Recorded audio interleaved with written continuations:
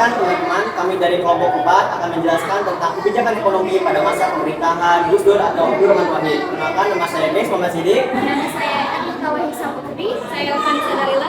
Saya Sabrina Nuralisa. Saya Muhammad Reja. Selamat menyaksikan. Lain pemimpin, lain pula rintangannya.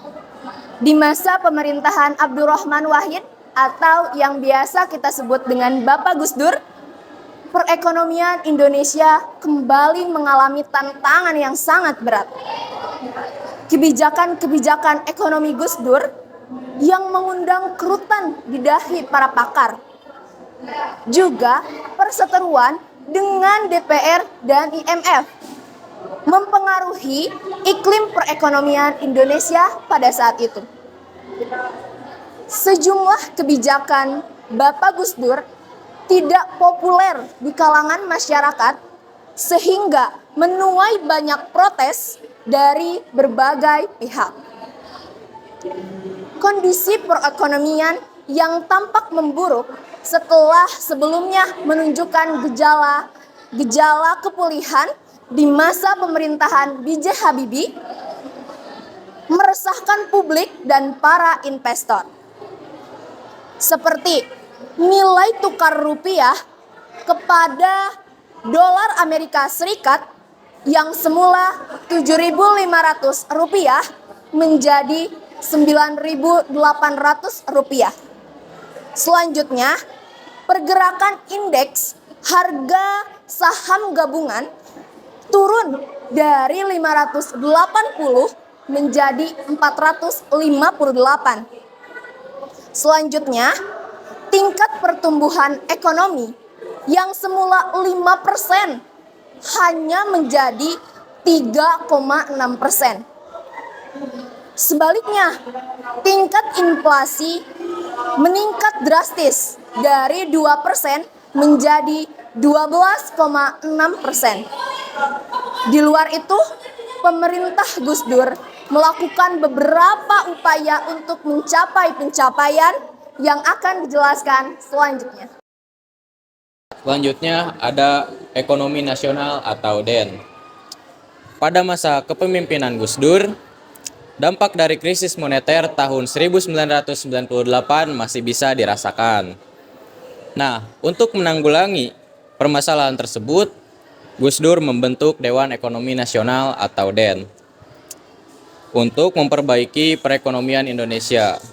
Apa saja sih tugas DEN? Nah, tugas DEN antara lain mengkaji masalah-masalah ekonomi sebagai masukan bagi nasihat kepada Presiden untuk saran tindak lanjutnya. Yang kedua, menanggapi masalah ekonomi yang hidup di masyarakat untuk diajukan kepada Presiden.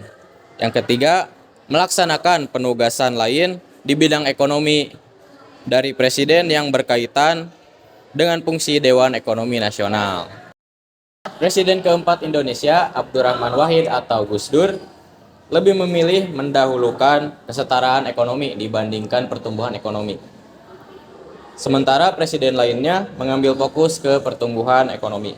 Beberapa kebijakan Gus Dur yang mencerminkan orientasi pemerataan ekonomi yaitu Nasional Pemberdayaan Masyarakat atau PNPM. Gus Dur mendorong program-program seperti PNPM yang bertujuan untuk memberdayakan masyarakat di tingkat lokal.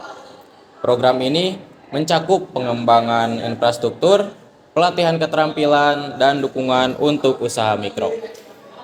Kebijakan ekonomi yang kedua itu ada implementasi desentralisasi fiskal yang merupakan proses distribusi anggaran dana yang dari tingkat pemerintahan yang tinggi ke tingkat pemerintahan yang rendah dengan tujuan untuk mendukung fungsi atau tugas dari pemerintahan dan juga pelayanan publik. Nah, karena pada era pemerintahan Presiden Abdurrahman Wahid atau Gus Dur, itu dari sisi ekonomi lebih memfokuskan kepada hak otonomi bagi daerah untuk mengelola dan juga mengembangkan daerah masing-masing.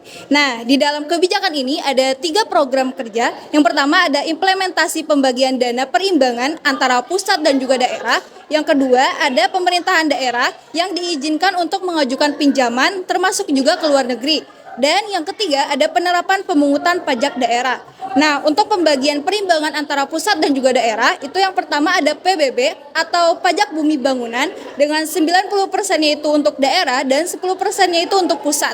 Dan juga ada BPHTB yaitu bea perolehan hak atas tanah dan juga bangunan, itu 80%-nya itu masuk ke daerah dan 20%-nya itu masuk ke pusat. Dan selanjutnya ada pembagian jatah daerah pemerintah SOA, itu 64%-nya itu untuk kabupaten atau kota, 16%-nya itu untuk provinsi, dan 20%-nya itu masuk ke pusat.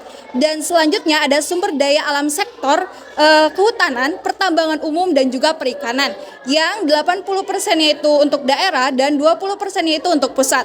Dan selanjutnya ada sektor pertambangan minyak bumi, yang pemerintahan pusat mendapatkan 85%, provinsi 3%, dan juga kabupaten kota penghasil 6%, dan 6%-nya lagi masuk ke kabupaten atau kota selain penghasil tetapi masih ada di satu provinsi. Dan selanjutnya ada sektor pertambangan gas alam, itu 70%-nya itu pemerintahan pusat, 6%-nya itu provinsi, dan 12%-nya itu masuk ke kabupaten atau kota penghasil, dan 12%-nya itu masuk ke kabupaten atau kota selain penghasil tapi di satu provinsi yang sama.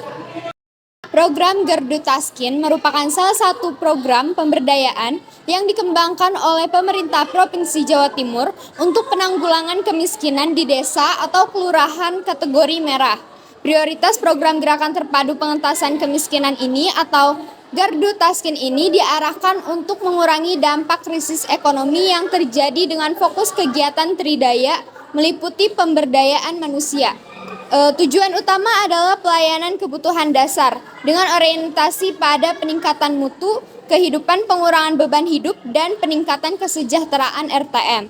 Selanjutnya, pemberdayaan usaha. Tujuan utamanya untuk pengembangan usaha ekonomi produktif dan peningkatan pendapatan kelompok miskin serta penciptaan kesempatan kerja terus bagi RTM berpotensi. Selanjutnya, pemberdayaan lingkungan. Tujuan utamanya adalah untuk penyediaan atau perbaikan prasarana rumah tinggal, RTM, dan lingkungannya. Program Gardu Taskin lebih diarahkan pada pola pengembangan dan pengelolaan program yang lebih terpadu dan berkelanjutan. Selanjutnya, tujuan Gardu Taskin terdiri dari dua, yaitu tujuan umum dan tujuan khusus. Tujuan umum dari Gardu Taskin adalah mewujudkan kemandirian masyarakat desa atau kelurahan dalam penanggulangan kemiskinan dan pengangguran, dengan fokus utama pengembangan usaha ekonomi produktif RTM atau rumah tangga miskin melalui pendekatan Tridaya. Tujuan khusus dari Gardu Taskin adalah meningkatkan peran serta aktif RTM dalam pengambilan keputusan pembangunan secara terbuka, demokratis, dan bertanggung jawab, mengembangkan kemampuan usaha dan peluang berusaha dalam rangka peningkatan pendapatan dan kesejahteraan bagi RTM, berpotensi menciptakan kesempatan kerja melalui pengembangan usaha UPK dan RTM dalam rangka mengatasi pengangguran. Program kebijakan ekonomi dari Gus Dur selanjutnya adalah menekan IMF.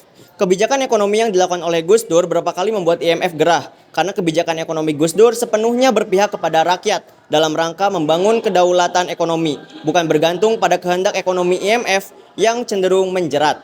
Gus Dur saat itu juga menolak desakan IMF untuk mendekatkan kebebasan membuka supermarket tanpa batas, sesuai dengan amanat peraturan pemerintah nomor 10 tahun 1959 yang digagas NU.